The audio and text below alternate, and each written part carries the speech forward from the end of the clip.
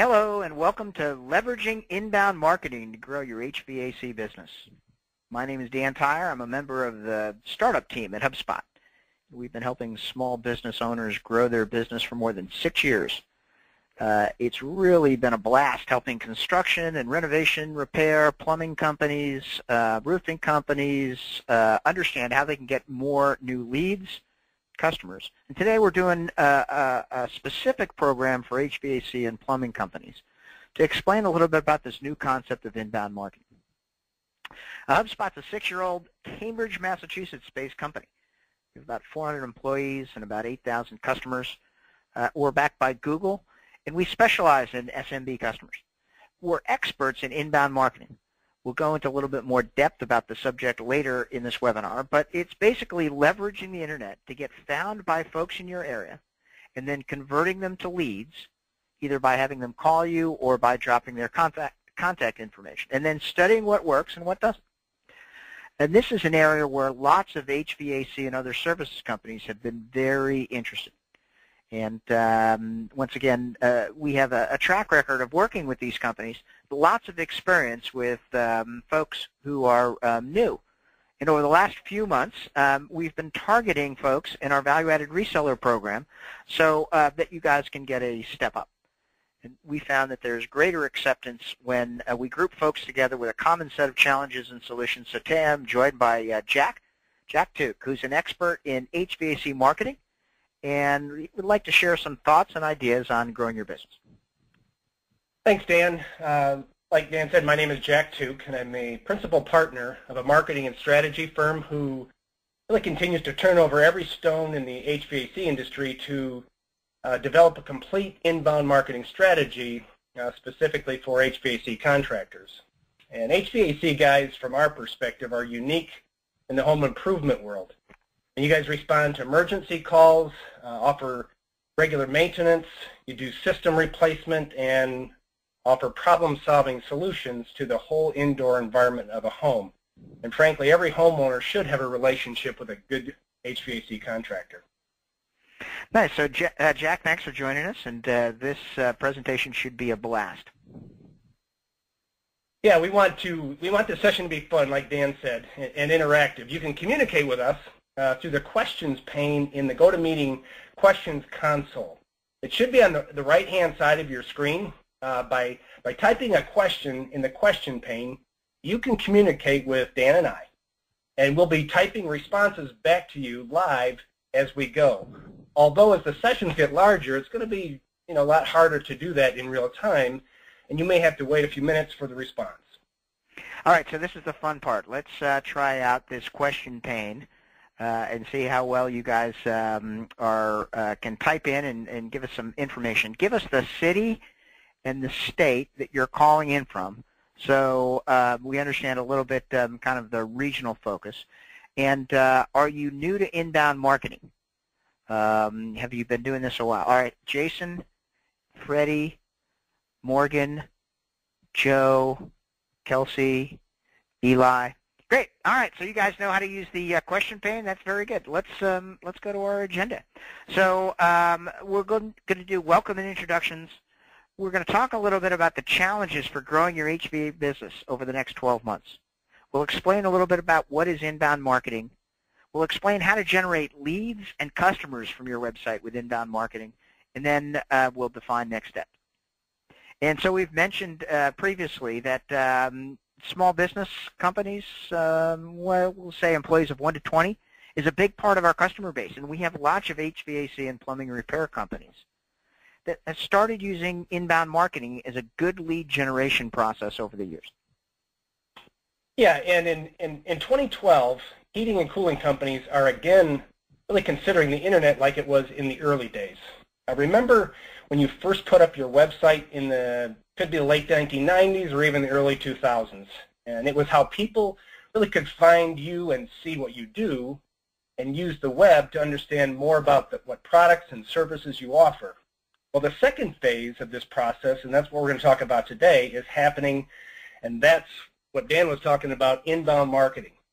We understand if you're like most business owners we talk to, you're being bombarded by SEO or search engine optimization companies, all promising, first page of Google for keywords, and that can be, very challenging and confusing.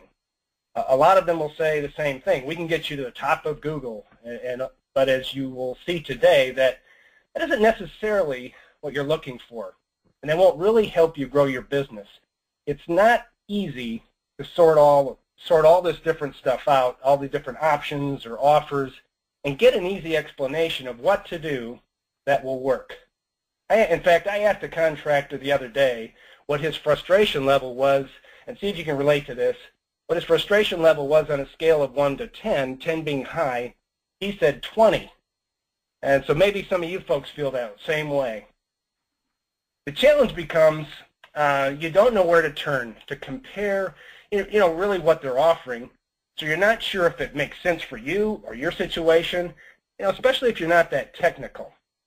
What business owners doesn't want to make sure, you get return on investment, and that's always the question we talk to guys about. How do you measure it?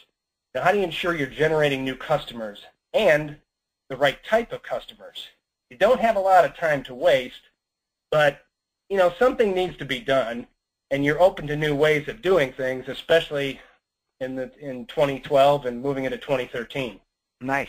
All right, so that about sums it up, and it seems like a good way to set the stage for what we're going to be talking about today.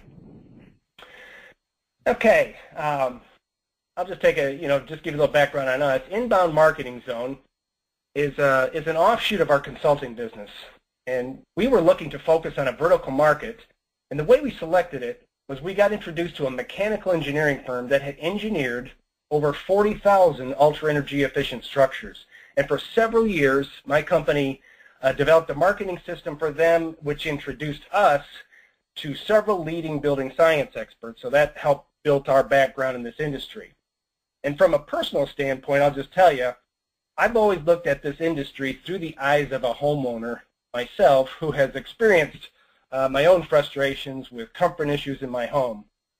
And we could see marketing evolving and understood the difficulty of really communicating your message in an environment where today the consumers are in control. And it's very different. And we have a solid understanding of the industry from our prior experiences. And we've seen firsthand a lot of challenges that business owners go through when they're trying to grow. We have a pretty good understanding because we've helped several HVAC companies in the past. And we want to start this free webinar that describes inbound marketing. It can help you determine if it's worthwhile for you. You'll find out. Nice. So tell us a little bit about what you've learned in working with HVAC folks there, Jack. Okay. Here's what we've learned from talking with a lot of HVAC guys and other type contractors deal with a home about marketing on the internet over the last 3 years. A common statement made by many contractors is, I just want to make the phone ring. And maybe you're thinking the same thing.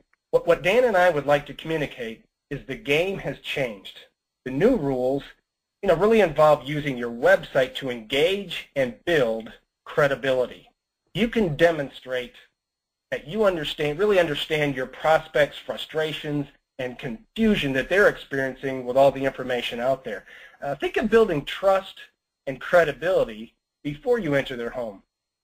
Ask yourself these questions. Here's some good ones. What kind of lead flow are you getting from your website?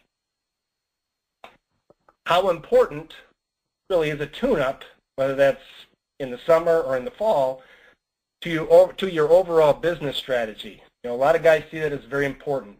Are you interested in long-term relationships with your client?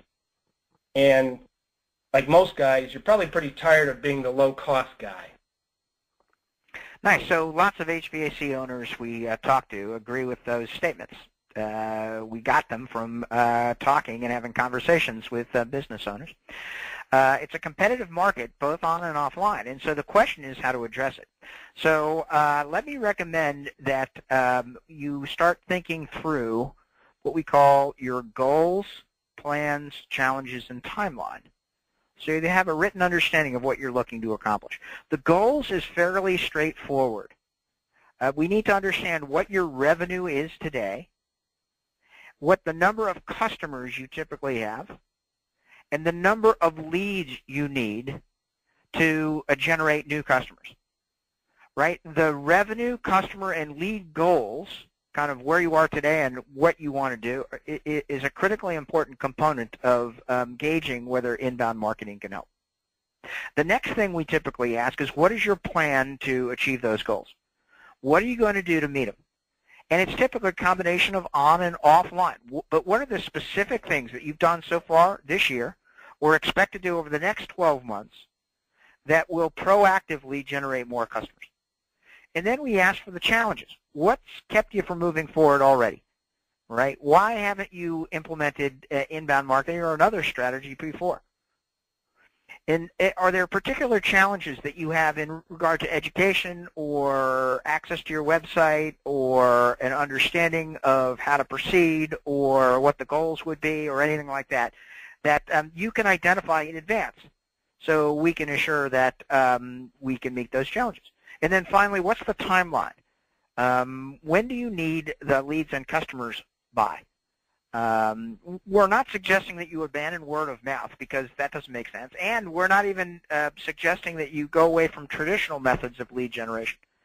But we've seen over the years that the way in which people find an HVAC repair organization or a trusted relationship has definitely changed. And it might be time to look at different ways that you can create that. So, Jack, what do you hear from HVAC companies that you work with? Well, I think over the time, and a lot of guys will relate to this, we like to categorize, the prospects, and in our marketing seminars, we used to teach always seeing through your prospect's eyes or John Smith's eyes. And we've really identified a number of them that I think most folks will relate to, and you really need to address each one of these with your inbound marketing strategy. And the first one is obviously a no heat or no cool call, an emergency. I need someone to fix it now. Number two, do I need a tune-up? And really, is that worth it? There's so many people that really don't understand the value of that. And number three is, should I replace my HVAC system with a more energy efficient one? You get a lot of people out there just kind of, they're just thinking about it, saying, hey, mine's getting a little older. And then, another group of folks is number four, which is, people just concerned about their high energy bills. What methods are a good investment and which ones, frankly, will drain their wallets. People want to know and understand that, and this is a great place for you to educate them, like Dan was talking about. Number five is, people have comfort issues, and, the question becomes, do I have to live with it, or are there solutions that would work? Number six that we identified, of course, is, people concerned about their, health or indoor air quality. What threats are they not aware of? And, a lot of people just don't know where to begin. Number seven, which has come on the scene over the past several years as building science has gotten out there, is the move towards home performance, looking at the whole house as a system. And some HVAC folks have taken this banner up and are doing other testing and measuring, performing different services like, air sealing, duct sealing, blower door tests, things of that nature. And, of course, people, for the most part have no idea what this is all about. So you have to overcome inertia with those people to really educate them on those type of services.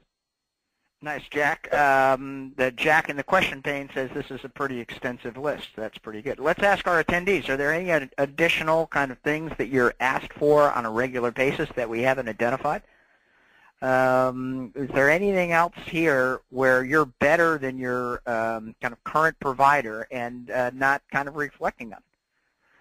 Very, very good. All right, so all of these are potential ways in which you might be able to help somebody in kind of a proactive process.